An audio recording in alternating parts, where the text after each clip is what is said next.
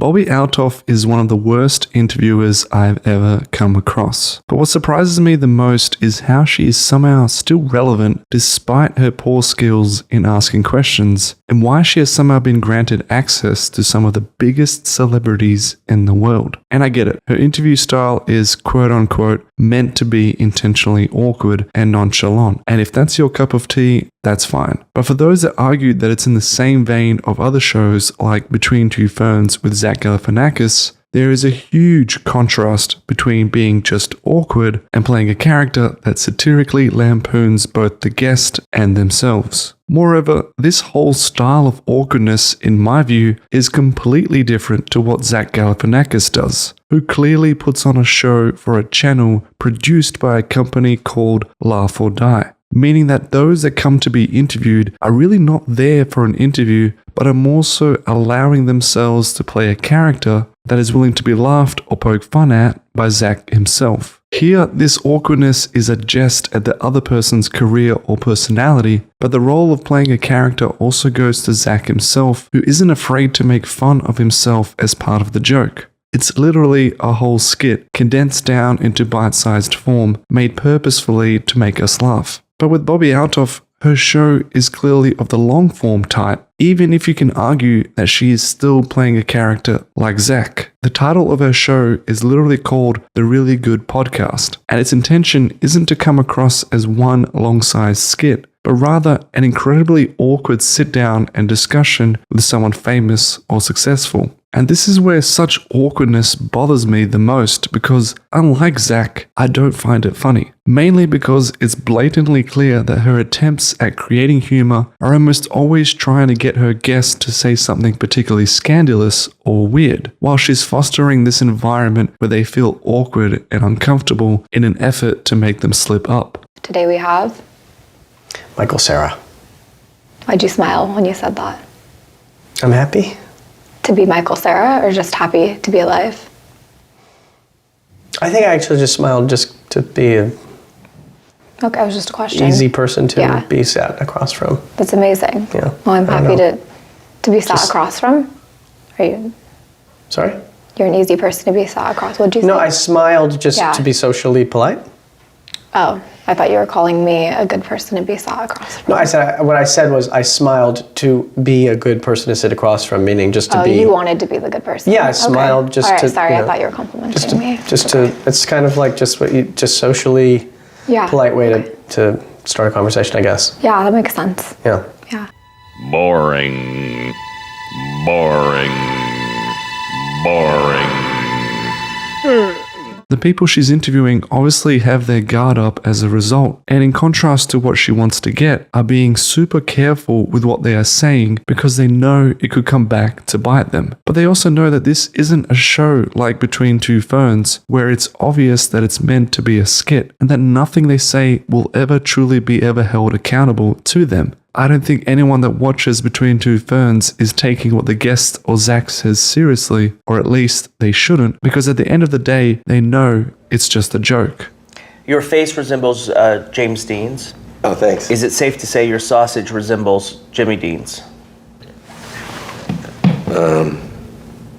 With Bobbi Althoff, it's a whole other ballgame and a long-form sit-down discussion that has the possibility of generating any sort of 20-second clip that can later go viral on social media in a second. This is why I feel more often than not, her real purpose here is twofold. One, to make such viral gotcha moments happen in the first place, where she gets them to slip up and say something strange and weird. And two, to be in the spotlight herself and use the huge and inspiring successes of others to rub off on her in an effort to increase her own clout. I have issues with both clearly, but it's the latter that really irks me because as an interviewer, given the immensely fortunate situation of being in the presence of some bright-minded individuals, how dare you abuse that situation in a manner that is not only unfunny, but one that is also incredibly selfish and bordering on being unethical. The whole point of being an interviewer is to find some answers from someone who is willing to shed some light on the truth that they believe in. I know that sounds incredibly highbrow, but in an essence, an interviewer's noble ideal is the pursuit of knowledge, and in doing so, always making sure that the spotlight isn't shunned down upon them, but rather on their guest, who should really be the one that deserves all of the respect from the audience that is watching at home. The guest is the one who has earned the right to be there because of their successes that they have built over the course of their life. I'm not saying Bobbi Althoff is a terrible person just because she has a strange way of doing an interview. But when you have people like Mark Cuban on and you take this opportunity to make the dumb statement that he could give you $1 billion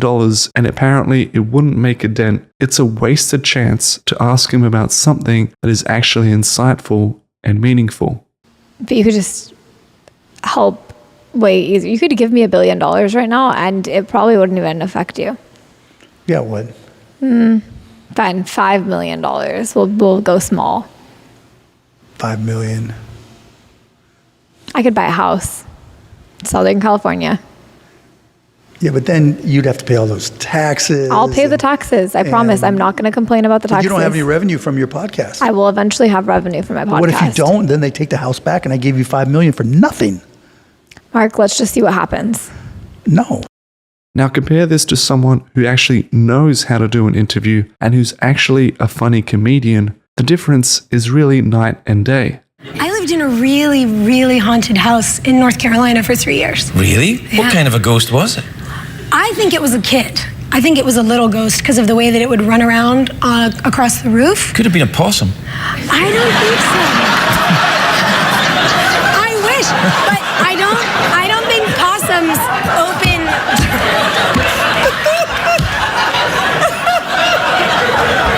There are possums there.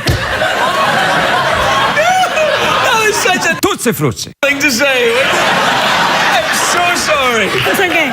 I'm so creepy and everything. I won't go into the genius of Craig Ferguson here, and yes, I'm making a comparison to a late night host with a podcaster, but just briefly, what any good interviewer should do, like Craig Ferguson, is importantly ask genuine questions, listen to their guest, and cleverly know how to use small talk mixed with humor to facilitate a conversation on to the next topic. Sounds easy enough, but I find that those that do not know how to listen intently to whatever a guest replies back with, to then provide a follow-up question unplanned of from before, or to banter back with some interesting anecdote or a funny remark, are basically not doing their job as an interviewer. Full stop. It's for these reasons that late night hosts Conan O'Brien and Craig Ferguson were some of the best in the business, and why podcasters after them like Joe Rogan or Lex Friedman have gone on to such stardom. Bobbi Althoff is doing almost none of these things and has clearly an agenda of her own to stick it to the guest that she is interviewing, which makes it all the more enjoyable when people like Andrew Santino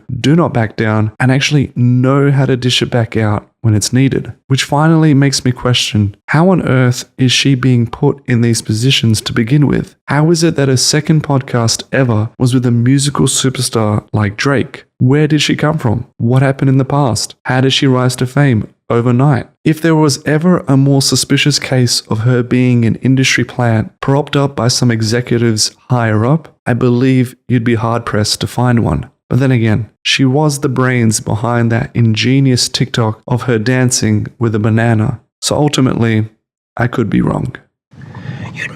You'd make a lot of money. I'm going to do one just to prove it to you. What would be your OnlyFans? Well, I don't know. I heard I could just get people to subscribe and then never actually put anything up.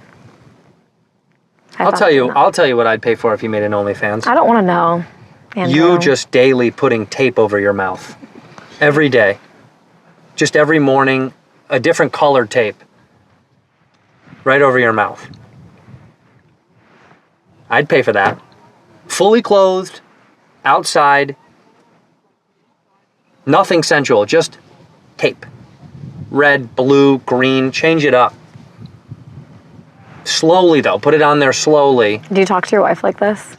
No, I love her.